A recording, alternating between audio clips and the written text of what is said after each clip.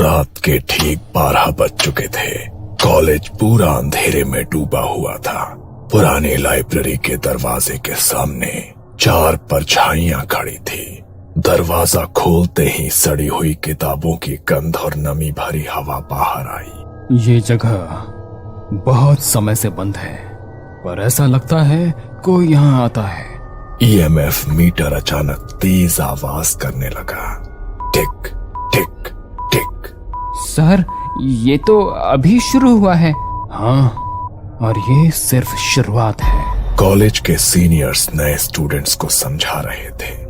एक नियम याद रखना, 3rd फ्लोर वाली लाइब्रेरी के पास मत जाना।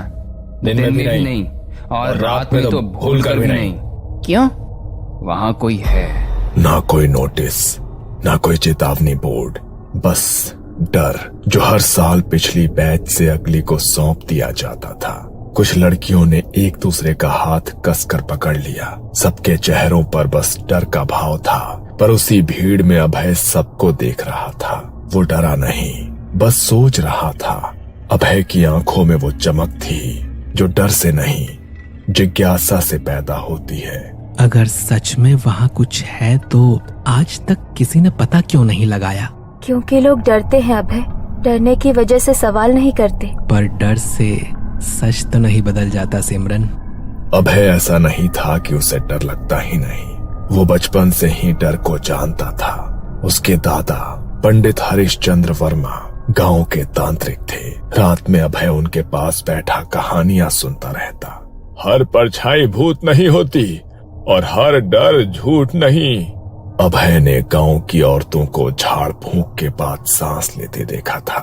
कई लोगों को उसके दादाजी ने बचाया था, लेकिन वक्त के साथ दादाजी चले गए और कहानियां बस कहानियां बन गईं। पर अभय के लिए वो सब अब भी सवाल थी। कुछ दिन बाद कॉलेज कैंटीन में 4 दोस्त बैठे थे। यार, उस लाइब्रेरी की बात मत छेड़, वरना रात को नींद नहीं आएगी। सीनियर्स बेवकूफ नहीं होते अभय, कुछ तो हुआ होगा। हाँ, कुछ हुआ होगा, इसीलिए तो जानना जरूरी है। और अगर सच में कुछ हुआ तो हम जानेंगे और उस पर यकीन कर लेंगे, पर कम से कम हमें सच्चाई तो पता चलेगी। लेकिन वो तीनों अब भी डरे हुए थे। तब अभय ने अपने बचपन की बातें बतानी शुरू की। मेरे दादा तांत्रिक थे, उन्होंने मुझे सिखाया था डर से पहले समझ जरूरी है।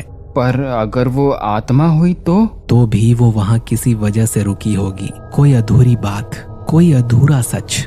धीरे धीरे तीनों का डर सवालों में बदलने लगा। अगर हम सिर्फ देखने जाएं तो दिन